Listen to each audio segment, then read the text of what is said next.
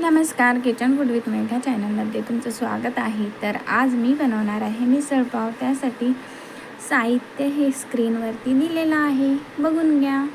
तर सुके मसाले घेतलेले आहे मी, घरगुती सुके मसाले घेतलेले आहे. त्याच्यानंतर मोड आलेली मटकी आणि कांदा टोमॅटो चिरून घेतले आणि आलं लसूण पाकळ्या छोट्या असल्यामुळे मी जास्त घेतले. तुम्ही 7-8 लसूण पाकळ्या घेऊ शकता मोठ्या असल्या तर. आणि मिसळ मसाला वापरणार आहे. तर मटकी आता उकडून घेणार आहे. त्यासाठी एका पातेल्यात मी पाणी ठेवले. त्यामध्ये चवीनुसार मीठ, हळद आणि थोडंसं तेल घालून एक उकळी येऊ द्यायची आहे. उकळी आली की यामध्ये अर्धी मटकी मी घालून घेणार आहे आणि अर्धी रस्स्याला ठेवणार आहे. तर मटकी आपली शिजून झालेली आहे. तर चाळणीमध्ये यातील पाणी चाळून घेणार आहे आणि त्या पाण्याचा रस्स्यासाठी उपयोग करणार आहे.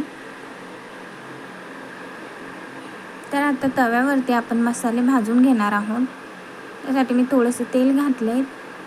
त्यावरती खोबरं खरपूस होईपर्यंत भाजून घ्यायचं आहे. त्याच्यानंतर मिरच्या भाजून घ्यायच्या. त्याच्यानंतर धने, बडीशोप आणि जिरं थोडंसं भाजून घ्यायचं आहे. आता आपण कांदा भाजून घेणार आहोत. त्यासाठी मी थोडंसं तेल घातले. कांदा छान लालसर होऊ द्यायचा आहे.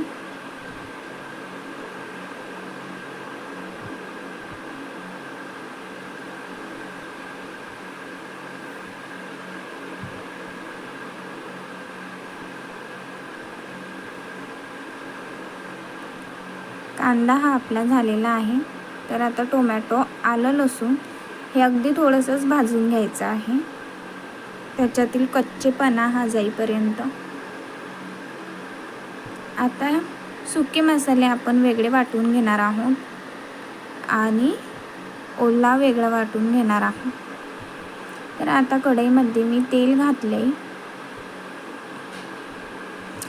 त्यामध्ये कांदा टोमॅटो आणि लसूण आलं पेस्ट घालून घेणार आहे.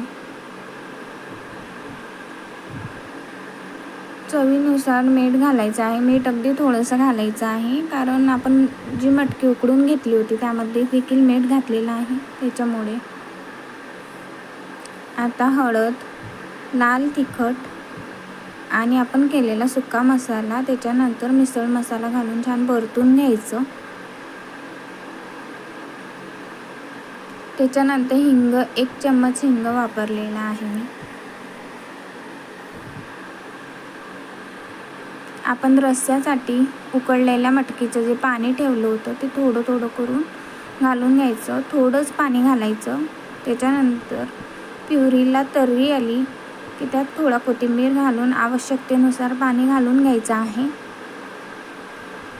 आणि त्यामध्ये आपण ठेवलेली अर्धी मटकी ती घालून घ्यायची.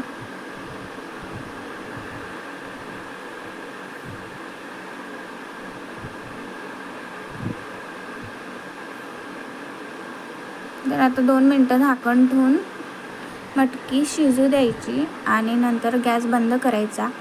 वरून छान कोथिंबीर घालून घ्यायचा. तर तुम्हाला आजची मिसळ कशी वाटली नक्की सांगा आणि आपल्या चॅनलला लाईक, सबस्क्राईब आणि शेअर करा.